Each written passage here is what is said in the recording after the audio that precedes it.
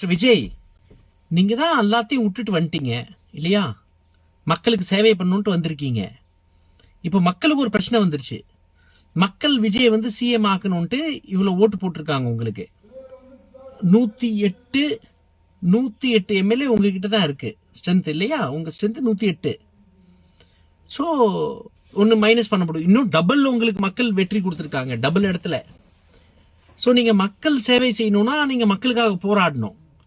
ஒரு கவர்னர் வந்து மக்களோட தீர்ப்பை மக்களுக்கு சேவை செய்யாம பாக்குறாரு, மக்களுக்கு தான் பெரிய துரோகம் பண்றாரு. ஸோ மக்களுக்காக நீங்க இறங்கவே இல்லை, போராடவே இல்லை, வாயும் பேச மாட்டேங்கிறீங்க. இது என்ன அரசியல் புரிஞ்சுக்கவே முடியலையே. மக்கள் சேவைக்கு தான் வந்திருக்கீங்க. பனியூர் பங்களாலேயே உட்காந்து இந்த சேவை செய்ய போறீங்களா? பனியூர்லயே பங்களாலேயே முடிச்சிடுவீங்களா? வெளிவாங்க ஐயா, வெளிவாங்க. வெளியே வந்து ரோட்ல இறங்கி இது அநீதி, மக்கள் தமிழ்நாடு மக்கள் கூட அநீதி, தமிழ்நாடு மக்களுக்கு ஒரு சிஎம் வேணும், தேர்ந்தெடுத்திருக்காங்க. ஸோ தன்னோட கடமையை செய்யுங்க ஐயா, தன்னோட கடமையை செய்யுங்க.